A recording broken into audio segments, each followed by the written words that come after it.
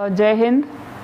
आज कुछ इम्पॉर्टेंट मुद्दे हैं जिन पे मैं क्विकली आप लोगों का ध्यान जो है वो लाना चाहती हूँ, उधमपुर वालों का। आप देख रहे हैं कि लॉकडाउन दिन प्रतिदिन कसता जा रहा है और स्ट्रिक्ट होता जा रहा है।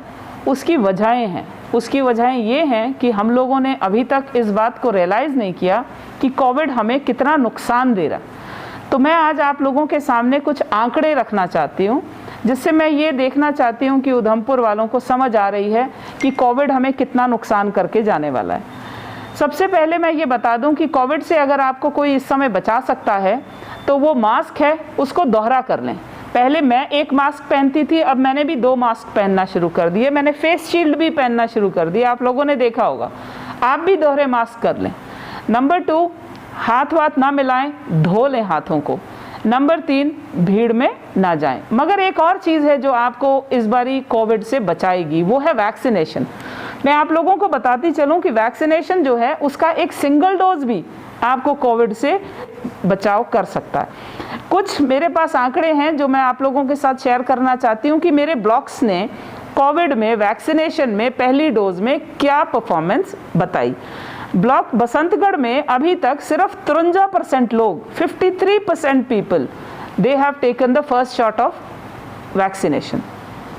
मजालता में 69% लोगों ने पहला डोज ले लिया। रामनगर में 43% सिर्फ ने पहला डोज लिया है। और आप अंदाज़ा लगा सकते हैं कि 43% डोजेज से रामनगर कितना बच पाएगा।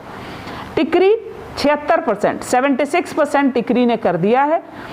चनैनी ने 46% अभी तक टच किया है, 46% यानी 50% तक भी नहीं पहुंचे चनैनी में। और पंचैरी ने 55%। तो कुल मिला के अगर हम देखें तो पूरा उधमपुर 65% तक सिर्फ वैक्सीनेशन करवा पाया है 45 साल से ऊपर के लोगों का। जिसका मतलब ये निकलता है कि बाकी के लोग जिन्होंने एक भी डोज अभी तक नहीं लगाई, वो कोविड से अगर भगवान करे बचे रहें, अगर वो नहीं बचते हैं और उनको वो कोविड पॉजिटिव हो जाते हैं तो उनके लिए जो है खतरे की घंटी ज़्यादा तेज़ बजेगी। और मैं भगवान से दुआ करूँगी कि उनको कुछ ना हो, मगर वैक्सीनेशन का पहला डोज आपको बचाएगा। दूसरी चीज़, हमने डॉक्टर से पूछो करके एक इनिशिएटिव शुरू किया है। डॉक्टर से पूछो मतलब अपने आप के लिए डॉक्टर मत बन जाइए। डॉक्टर की पढ़ाई किए हुए लोगों के साथ बात करिए और उनकी कही मानिए। अगर आपको बुखार आना शुरू होता है, पहले दूसरे दिन तुरंत से टेस्ट करवा लीजिए।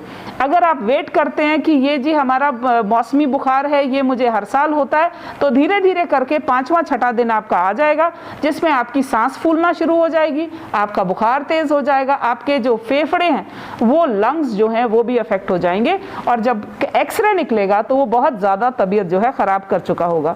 तो डॉक्टर से पूछो करके हमने एक इनिशिएटिव शुरू किया है, जिसमें कुछ नंबर मैं आप लोगों के साथ शेयर करना चाहती हूँ। 019992 272725 और दूसरा है 272729।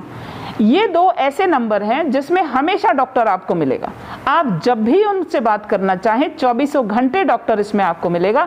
अगर आपके पास अपना कोई डॉक्टर नहीं है तो इन 2 डॉक्टर से बात करिए, ये आपकी सारे सवालों का जवाब देंगे। ये हमने 24 घंटे की रोस्टर ड्यूटी पे डॉक्टर्स को बिठा दिया। ये कोविड की हेल्पलाइन है। मेरे को ये दिखने में आ रहा है कि लोग ऑक्सीजन सिलेंडर्स घरों में खरीद के रख रहे हैं, कॉन्सेंट्रेटर्स खरीद के रख रहे हैं। ये ऐसी मशीनें हैं जिनको आम आदमी इस्तेमाल न करे तो अच्छा। इसके लिए एक टेक्निकल जानकारी की ज़रूरत होती है। तो ऑक्सीजन सिलेंडर्स का इस्तेमाल घरों पर ना किया जाए। हमें सरकार की तरफ से हिदायत है कि जितने भी लोगों को ऑक्सीजन सिलेंडर्स की ज़रूरत महसूस होती है, हमने वहाँ पर कोविड केयर सेंटर्स बना दिए हैं। हमारे डिस्ट्रिक्ट उधमपुर में 5 सेंटर्स ऐसे टोटल फंक्शनल हैं और इन 5 सेंटर्स में हमारी 550 से ज़्यादा की बेड कैपेसिटी है। तो आप लोगों से सबसे रिक्वेस्ट है कि जिनके पास सांस की दिक्कत आ रही है, दूसरा जिनके पास टॉयलेट्स जो हैं वो एक ही हैं, यानी जो पॉजिटिव है वो भी वही टॉयलेट इस्तेमाल कर रहा है और जो नेगेटिव हैं घर के लोग वो भी वो टॉयलेट इस्तेमाल कर रहे हैं। तीसरा जो गरीब हैं, जो पॉजिटिव हो गए हैं, उन सबको हम लोग ये कोविड केयर सेंटर्स में रखने के लिए बिल्कुल तैयार हैं। इसके अलावा भी कोई और चाहे तो इन सेंटर्स की फैसिलिटीज़ का वो फ़ायदा उठा सकता है। इसके बाद एक बहुत इंपॉर्टेंट चीज़ जो मैं आप लोगों को बताना चाह रही हूँ वो ये है कि कोविड पॉजिटिव पेशेंट्स की जो लिस्ट है, पहले ये लिस्ट हमारे बीएमओज और हेल्थ डिपार्टमेंट की तरफ से आप लोगों तक फ़ोन पे बताया जाता था। अब कोविड पॉजिटिव पेशेंट्स की जो लिस्ट है हमने पंचायती राज इंस्टीट्यूशंस और हमने ULBs यानी अर्बन लोकल बॉडीज़ यानी म्यूनसिपल कमेटीज़ और काउंसिल्स के साथ, उनके काउंसलर के साथ शेयर करना शुरू कर दी है। क्या वजह है? वजह ये है कि हमें ये देखने में आ रहा है कि जिन लोगों को होम आइसोलेशन पे रखा जाता है वो लोग बाजार जा रहे हैं, जिनको होम आइसोलेशन में स्ट्रिक्टली रहना चाहिए यानी कमरा भी छोड़ के बाहर नहीं जाना चाहिए, वो आपको शादियां अटेंड करते कई बार नजर आ जाते हैं।